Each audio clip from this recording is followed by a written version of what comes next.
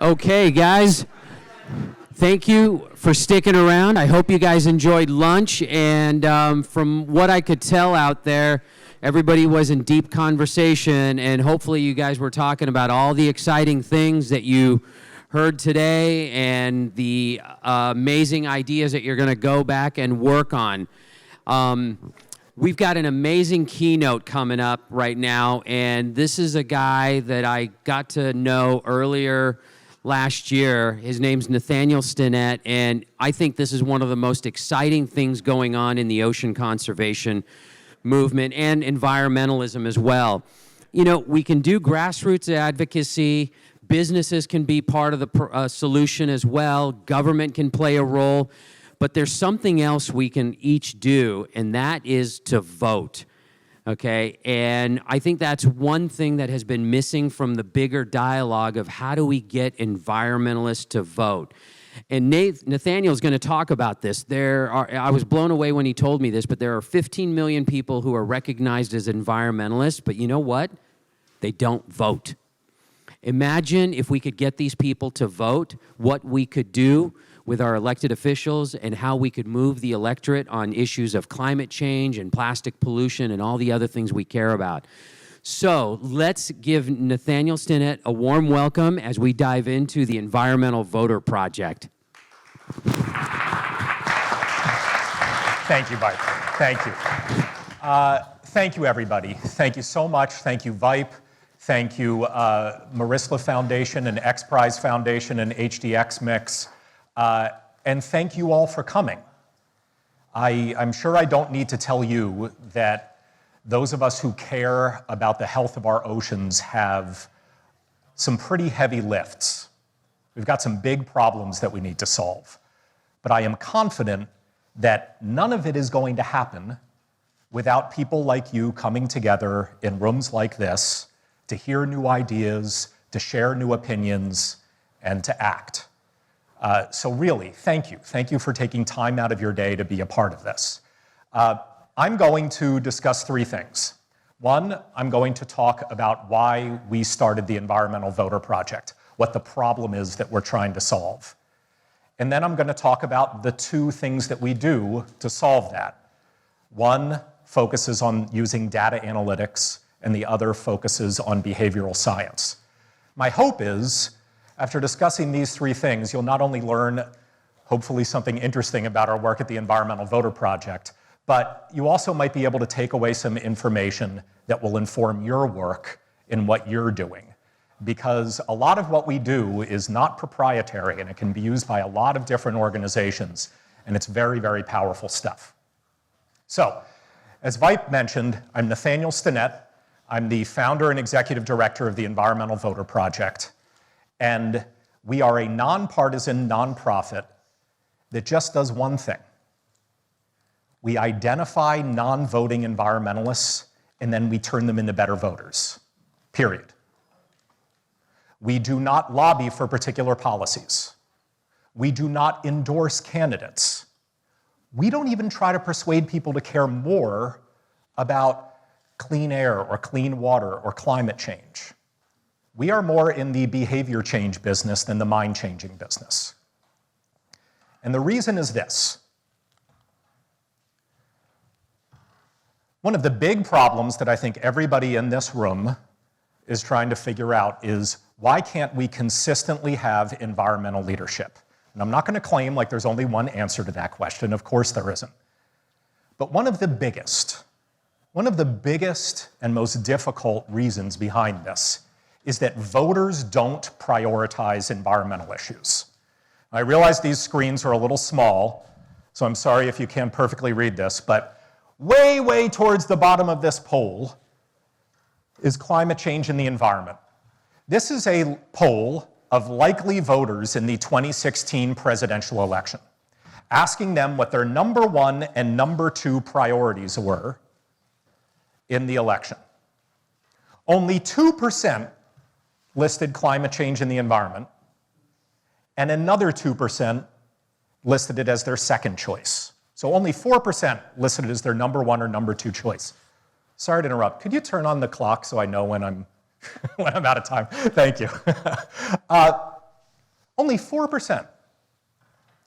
How many of you were frustrated by the fact that climate change didn't come up once in any of the 3 presidential debates that we had in 2016? Yeah. This is why. This is why. And this has an enormous impact on how policy is made. Because if voters don't deeply care about a set of issues, it doesn't matter whom you elect, Democrat or Republican, liberal or conservative, they're not going to spend their political capital on a set of issues that voters don't care about. They're just not. And I'll give you an example. How many of you have been frustrated, maybe you're not surprised, but at least frustrated by the fact that Donald Trump hasn't mentioned any environmental issues in either of his State of the Union addresses? Okay, maybe not many of you. Some of you are frustrated. Okay. Your expectations are low. Very good point. But here's the thing. Your expectations might be low, but you know what? Last year, Joe Kennedy didn't mention any environmental issues in the Democratic response to the State of the Union. And this year, Stacey Abrams literally gave it 1 second. In passing, she mentioned climate change as one of a host of other issues that the government should also be focusing on.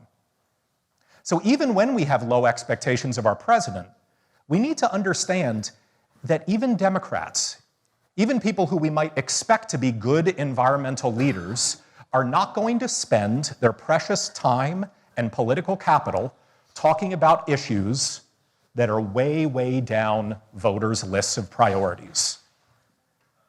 This might sound cynical, guys, but politicians go where the votes are. It's just arithmetic. You don't need to be ashamed of it. It doesn't need to feel dirty or cynical. It's quite literally how democracies work. You either go where the votes are, or you don't get to be a politician anymore. And there are very, very, very few votes out there for the things that the people in this room care about.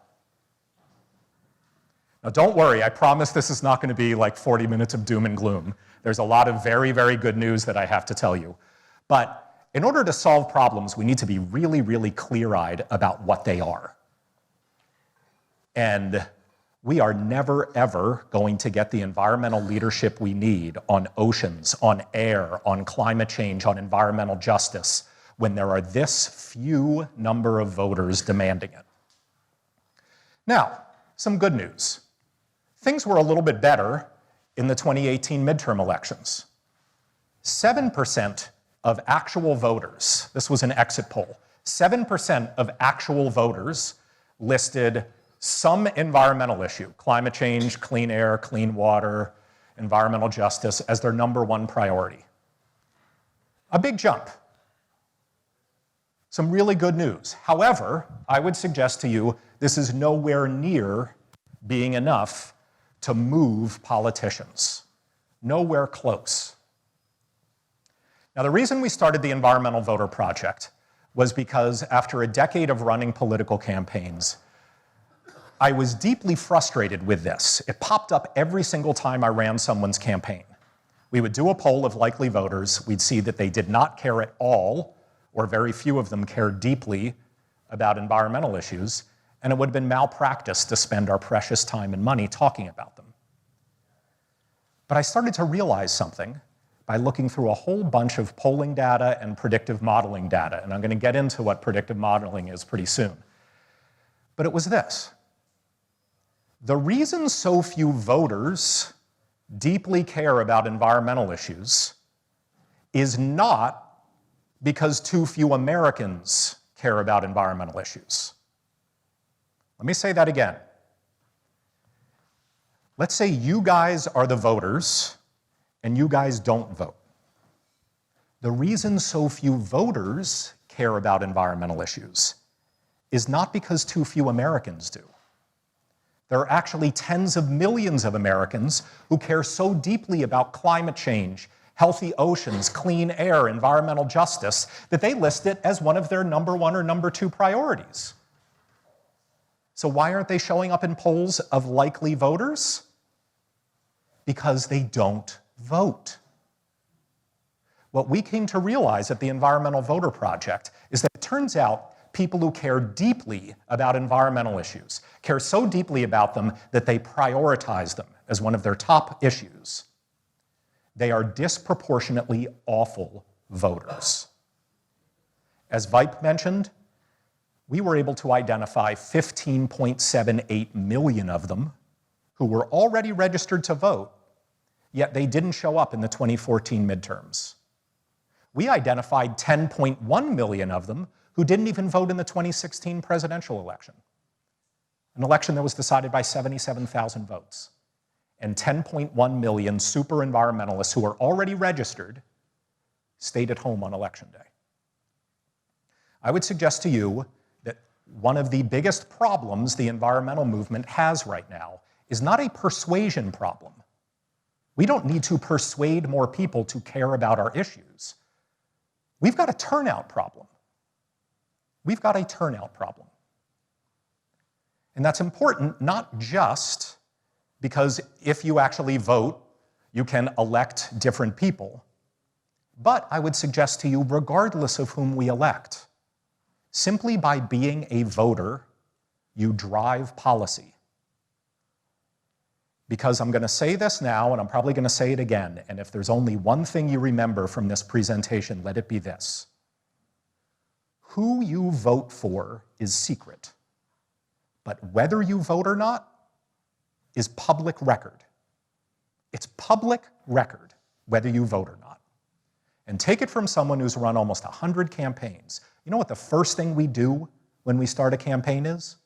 We look at public voter files to see who's going to vote in our election and who isn't. And believe me, even after politicians get elected, who do you think they care about? Do you think they care about the opinions of non-voters? No. They care about the opinions of voters. And again, I know that sounds cynical, but it's just arithmetic. It's just how elections work. You don't need to get the majority of non-voters to support you. You need to get the majority of voters to support you. So this is a big problem that we have in the environmental movement. Before I move on to how we are addressing this at the Environmental Voter Project and how we are solving it, I just want to sort of put a button on some of the numbers around this environmental voter turnout problem. In the 2014 midterms, 44% of registered voters voted,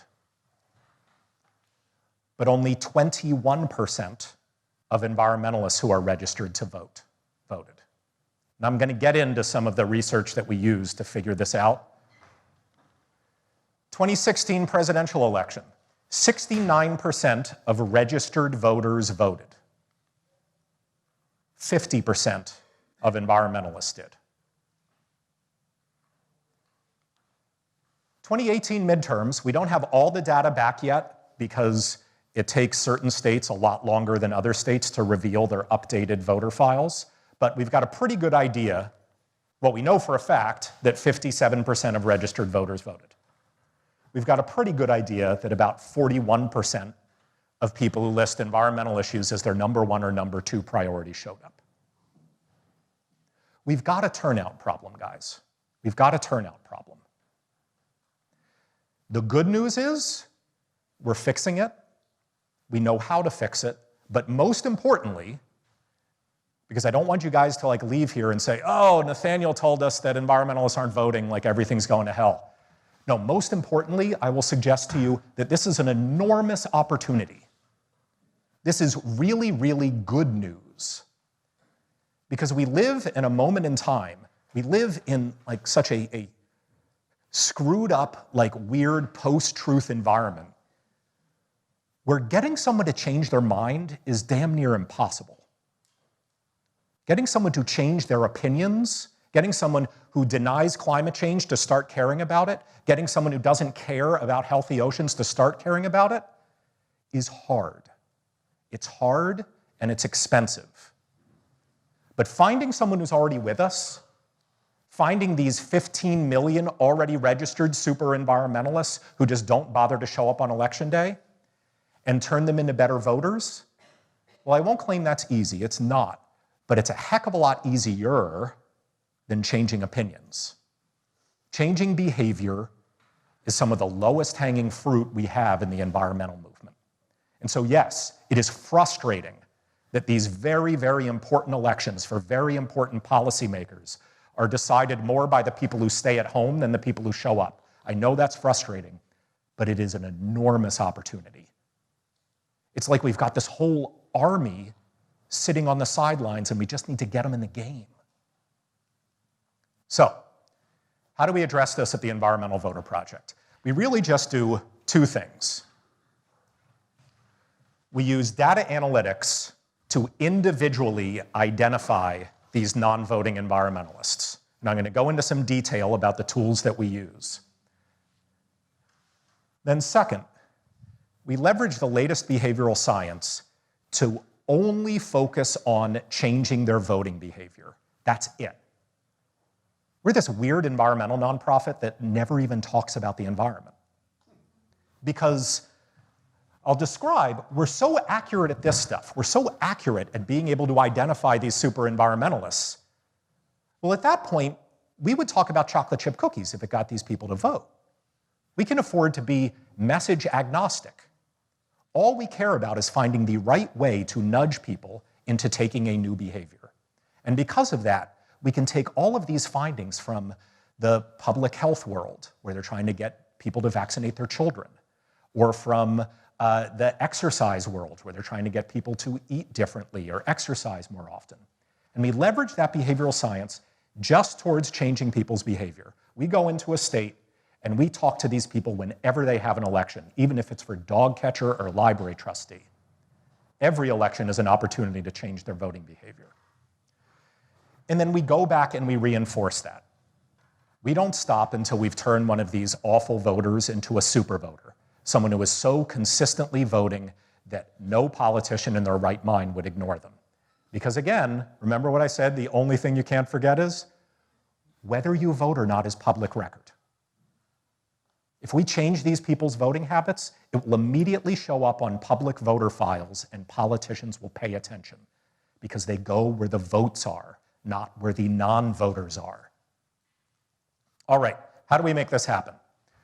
I realize now we've got very small screens, so don't worry about this slide because I realize the writing is small.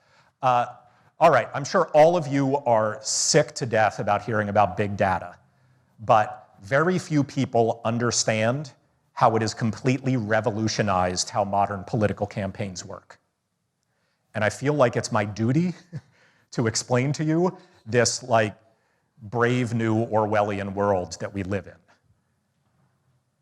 In the Trump and Clinton campaigns, I can guarantee you that they had a record on every single one of you where they had assigned each of you a score from 0 to 100, telling them how likely you were to vote for Hillary Clinton and how likely you were to vote for Donald Trump. I know. And how likely you were to walk out your door on Election Day. They had assigned individual scores to every single one of you in this room, and they were frighteningly accurate. Scores from 0 to 100. Maybe you had a 99.2% likelihood of voting. Maybe you had a 73.1% likelihood of voting. And I know this sounds a little creepy, but if you want to understand how political campaigns are running, it's enormously important to know this. And I'm going to tell you how these campaigns do that and how we actually use that same approach, not to identify people who are going to support one candidate over another, but rather to identify people who deeply, deeply care about environmental issues. Because remember this opportunity that we have. There are tens of millions of these super environmentalists out there who aren't voting. So if we can identify them, if we can build these individual records on voter files, we will, and I'm fully aware of how creepy this sounds, like, we'll be able to know them all by name and street address. And that's what we do. We identify these super environmentalists, and we know them by name and street address. We send them mail, we text them, we call them, we canvass them, we send them digital ads, all to turn them into better voters. And I know this might make some people feel uncomfortable, but As long as you use publicly available data, which we do, we don't use Cambridge Analytica or any awful groups like that, and as long as you adhere to the highest ethical standards, these are tools that everybody is using. All of the clothes that you're wearing were probably targeted to you online using models like this.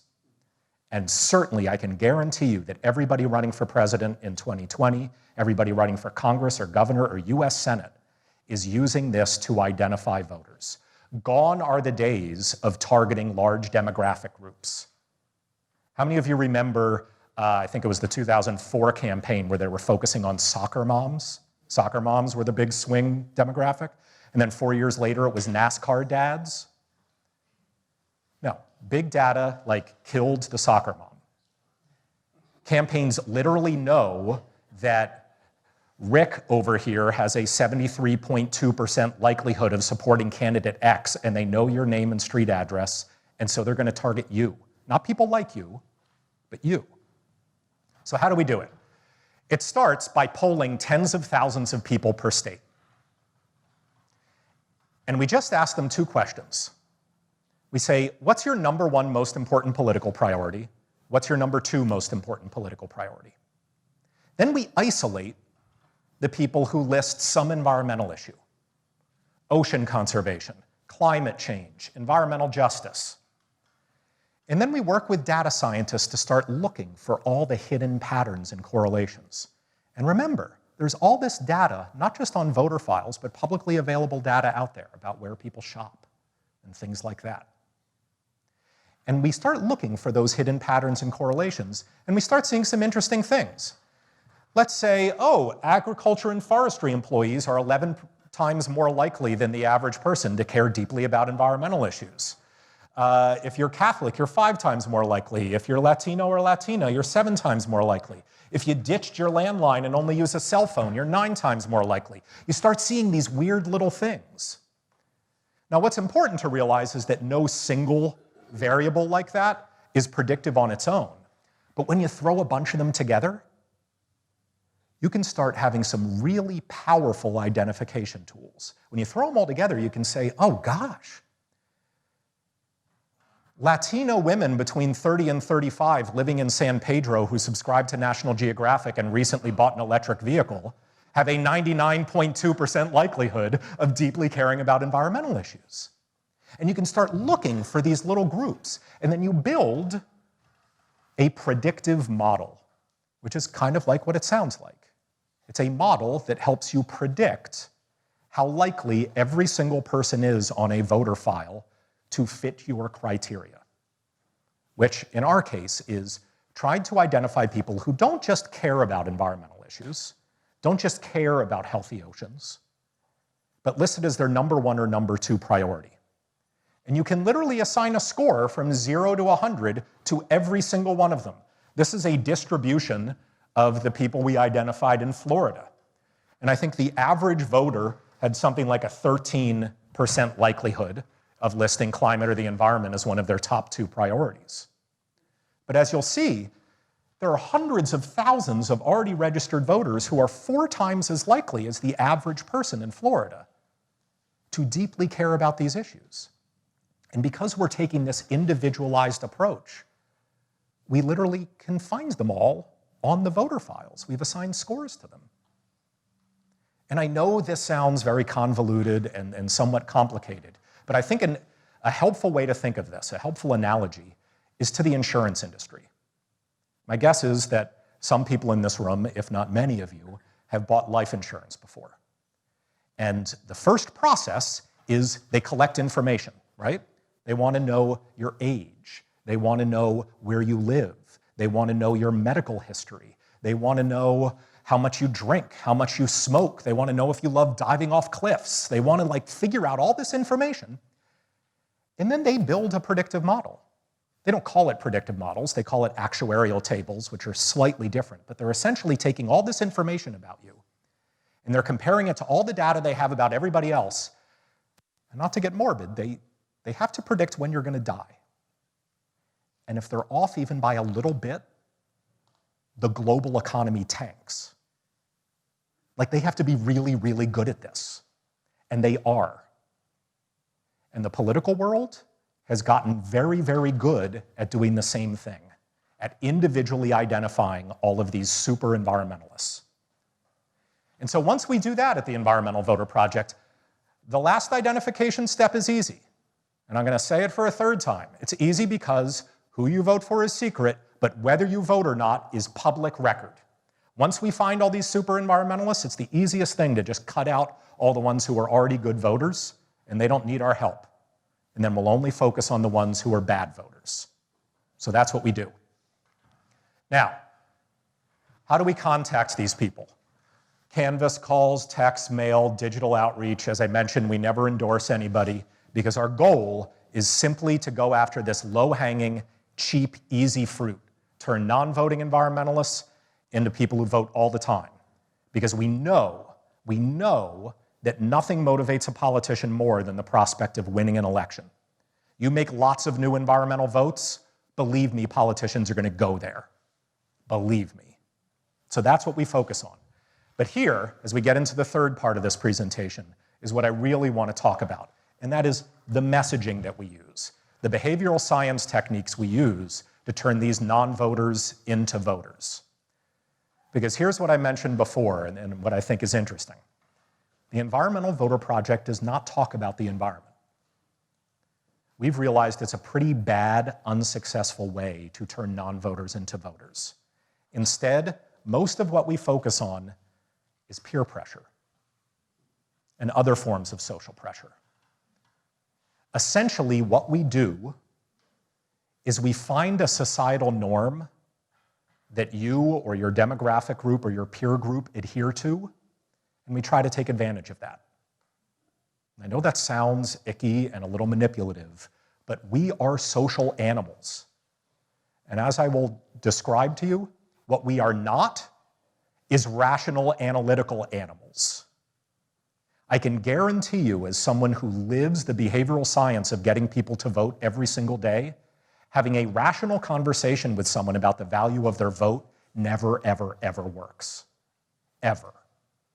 But if instead you appeal to the type of person they are or want to be, you can change their behavior in pretty dramatic ways. And I think this is some of the stuff that hopefully is not only interesting to you just in a vacuum, but might be useful to you in some of the work that all of you do. So, let's start with where the science was about 20 or 25 years ago. Up until, actually even sooner than that, up until about 15 years ago, most behavioral scientists thought that the way people make decisions in the world, deciding whether to purchase a product, whether to exercise, whether to eat something, and most pertinently, whether to vote or not, was what was called rational choice theory. It was essentially a cost-benefit analysis. And the way behavioral economists thought about it was, someone will vote if the value of voting is greater than the costs of voting. So another way to think about this is, it takes the average American about 14 minutes to leave their door and vote. The costs are pretty low. What are the benefits? Well, I might get to see my neighbors. That's kind of nice. I might get to vote for someone who then wins the election, and that would be awesome. And all these wonderful things would change in my society, and all these great things would happen. And most importantly, that other person wouldn't win. And wouldn't that be great? Okay, well, that kind of makes sense. The issue is this. You also need to discount the value of voting. Why? Because simply by me walking out the door on election day, do I guarantee that my candidate is going to win? No, of course not. In fact, my one vote has a pretty small chance of determining the election. In fact, you would be sore-pressed to read any peer-reviewed article on voter behavior without hearing the following sentence. There is a higher likelihood that you will get hit by a bus on the way to your polling place than there is that your one vote will determine the outcome of an election. And I know we're not supposed to talk about this, but deep down we all know it, right? Like deep down, we all know, yeah, there's a chance that our one vote could determine the outcome of an election, but it probably won't. It probably won't. And the problem is, most people know that. Most people know that the value of voting will never be higher than the costs of voting, because the likelihood of your one vote actually being responsible for getting that value is infinitesimally small. And even if you don't believe me, think about this. And we don't have the time to go through the dozens of experiments that have proven this. I'll give you an example from where I'm from. I'm from Massachusetts. November 8th, 2016, let me tell you what was on my ballot. Hillary Clinton versus Donald Trump. Unless you lived in a cave, everybody knew that Hillary Clinton was getting Massachusetts' electoral votes, right? We had 9 people running for Congress. Not a single one of them had a race that was decided by fewer than 30 percentage points. Everybody knew who was going to win that race, those races. We had 150 state reps and 50 state senators. Out of those 200 state legislative elections, 2 of them were decided by fewer than 10 points. And we had 4 statewide ballot questions, the closest of which was decided by 22 points. No one in their right mind could have claimed, as they walked out the door on election day, that their one vote was going to determine anything, anything. Yet 4 million of us walked out our doors and voted. 4 million. And although we might not want to admit it, as people who like to think of us as very rational and politically engaged folks, the reason most of us did it was not because of some cost-benefit analysis. It was not because we thought that our vote was going to determine the outcome of some election. Rather, it was because we were voters. We decided at some point in our life that this was who we are. We wanted to be civically engaged. Or maybe we wanted to be part of electing the first woman president. Or maybe we bragged to all of our friends that we're civically engaged and we'd be too embarrassed to not actually vote. Or maybe we were ashamed that our spouse might find out that we didn't vote. But my guess is many of you had the same feelings, even if you lived in close districts. I mean, my guess is if I asked all of you right now whether you were going to vote in the 2026 midterm elections, you'd know the answer. It's either a yes or no, and you probably already know the answer, even though you have no idea who's on the ballot or what the stakes will be. Why? Because you're voters. You've decided at some point in your life that this is part of your personality, this is part of how you express yourselves. And we don't have time to get into all the experiments that prove this, but what behavioral scientists have realized is that that is how people decide whether to vote or not. It's something called expressive choice theory. And I'm going to get into what that means. I'm going to get into how when people decide that they want to express themselves in a certain way or build a certain personality for themselves, that's a very powerful behavioral science tool. But before we get there, let's just try to think about the ramifications of this. If the act of voting or the act of not littering or the act of keeping a common resource clean and healthy is not necessarily a cost-benefit analysis, well, what are the ramifications of that? It means we might not want to talk or message to these people in a rational context. We might not want to stress the importance of one candidate winning or the importance of a particular issue in this election, or even say things like, you should vote because. Instead, if voting is an expressive choice, we should think about these things. Rather than saying to people, hey, turnout is going to be really low, your vote's important, it's going to make a difference, you should say, everybody like you is voting. Don't you want to do what your neighbors do? Sounds juvenile, I know. But the truth is, most of us have built personalities for ourselves where we want to conform with what our peer group is doing. And if you simply send someone a letter like we do at the Environmental Voter Project and say something like, Vipe, did you know last time there was an election 73 people on your block of Main Street voted? Believe me, it works. It increases turnout 2.7%. And if you don't think that's a big deal, call Hillary Clinton. These are very powerful techniques. If instead of saying something like, it's important to vote because you care about this or you care about that, you simply say, be a good voter. You appeal to the type of person someone is or wants to be. Again, it sounds silly, it sounds juvenile. It's enormously powerful. You can even say, and as you guys know, I've mentioned this a lot today, we know whether you vote or not. I just want to go back to this thing on the top, because this is one, we've got a little bit of time. This is one experiment that I just want to highlight. In 2004, when I was a part of the Kerry campaign, just as a volunteer, we were using what was at the time the best turnout messaging that anybody had on both sides. And essentially we were saying this, excuse me for using your name, but I can see it. We said, Ashley, you've got to vote on Tuesday because turnout's going to be low and your vote's going to make a difference. That's rational choice theory, right? That's a cost-benefit analysis. That's trying to let Ashley know that her vote is really important. She has a high likelihood of determining the outcome of this election. You've got to vote. And that's mathematically accurate, right?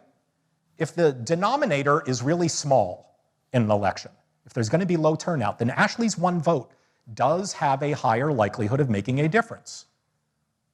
Yet experiment after experiment has shown that that very message decreases turnout by 2%.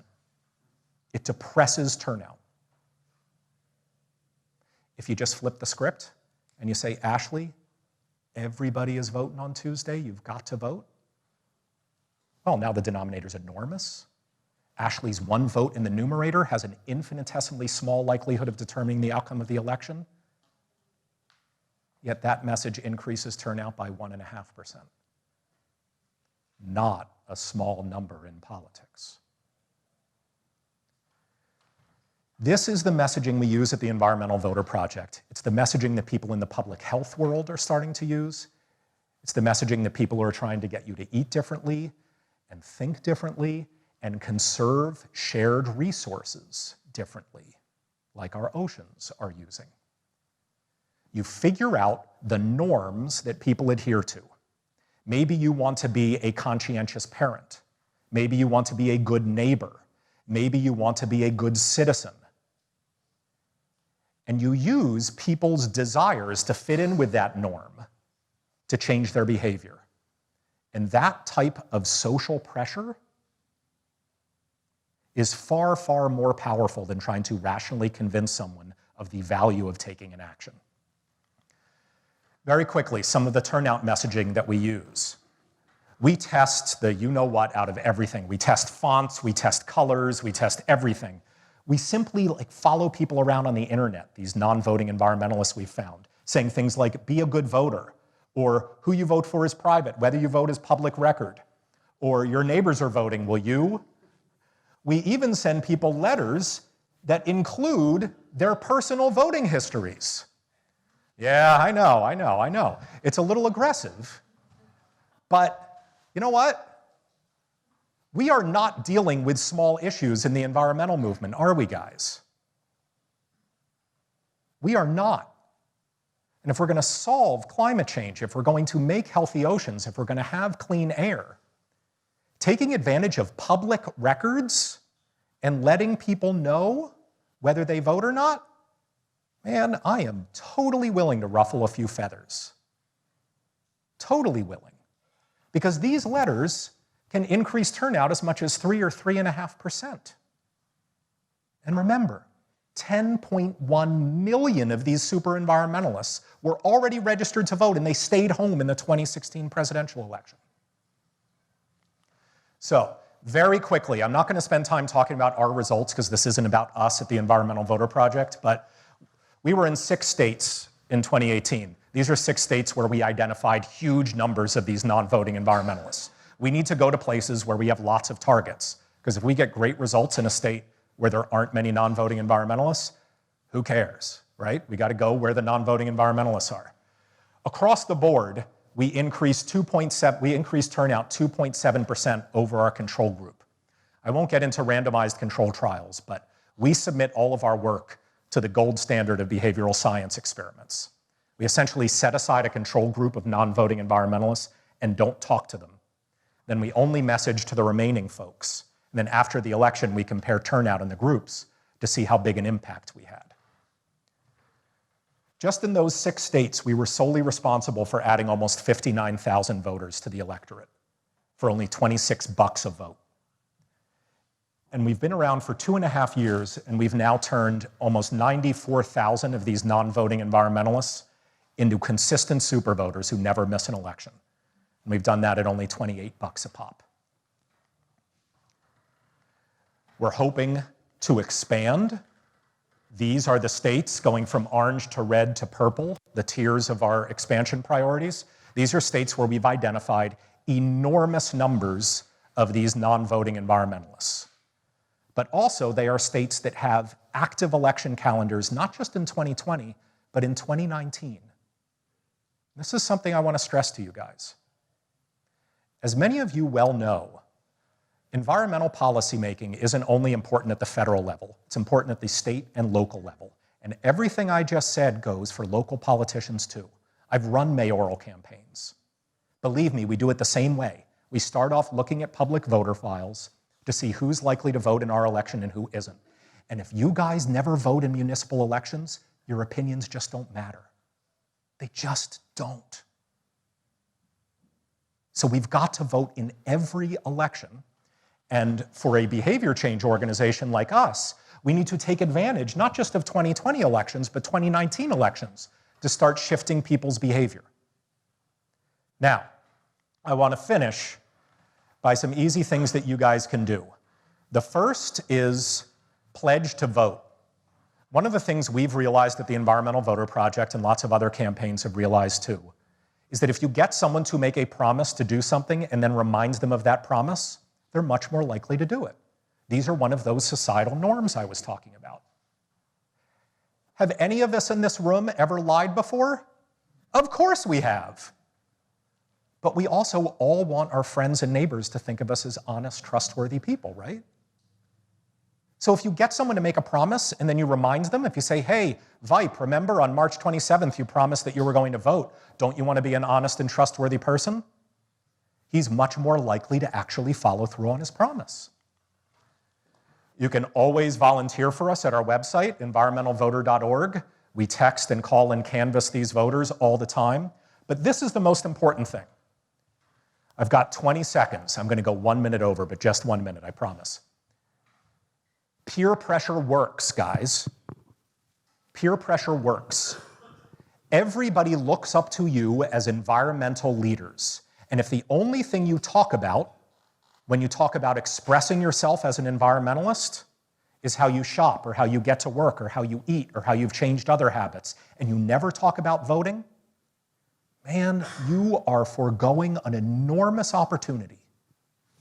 Because simply by talking about yourself as a voter, as someone who expresses their environmental views by voting, you are going to change other people's habits. Because we're social beings, we look to each other for cues. Now finally, I just want to close saying 2 things. This might be a map that you're not used to seeing. It wasn't reported that much after the 2016 election. The real winner in 2016 was someone called Did Not Vote. Did Not Vote got 490 electoral votes. If you just count up all the people who are eligible to vote, yet didn't show up on election day, and then figured out of did not vote, Trump or Clinton, who won each state, did not vote got 490 electoral votes, Clinton got 32, Trump got 16.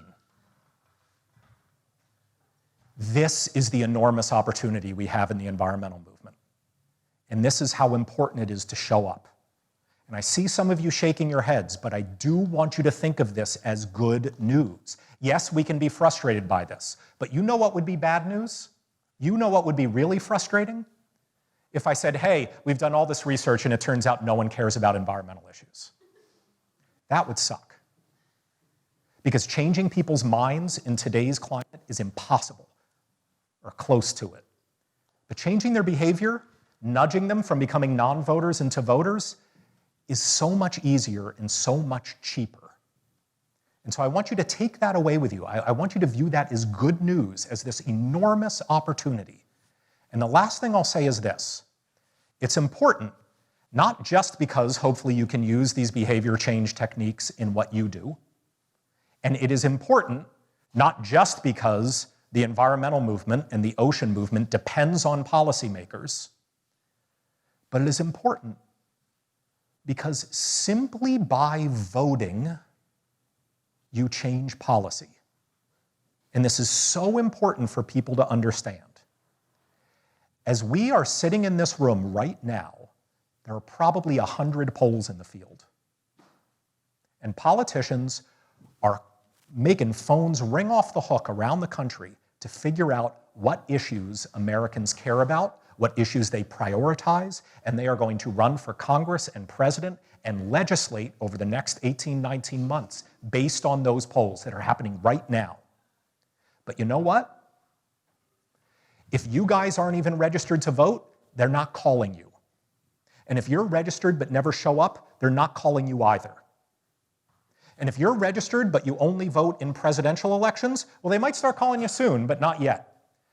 And if you guys actually vote in presidential primaries, and you guys vote in every election, even local elections, you're the ones who drive policymaking, and none of you. And that's so important to understand, because if we wake up tomorrow morning and the front page of the LA Times said that likely voters in the upcoming presidential election list climate change as their #2 priority, the world would change overnight. And we wouldn't have elected a single new person. Because politicians go where the votes are. It's that simple. And so simply by voting, even if you write your dog's name in on the ballot, you're becoming part of this select group of first-class citizens who drive policymaking. And so please, express yourself as an ocean champion by being a voter. Express yourself as an environmental leader by being a voter, and make sure everyone around you knows it. Because peer pressure is so much more powerful than trying to rationally convince them that they've got to show up on a Tuesday. That doesn't work. And my hope is that this data science work and this behavioral science work will also inform a lot of your work in trying to take care of shared resources, in trying to sell very important products and things like that. So thank you. I'm sorry I went over by 2 minutes, but thank you for your time. Thank you.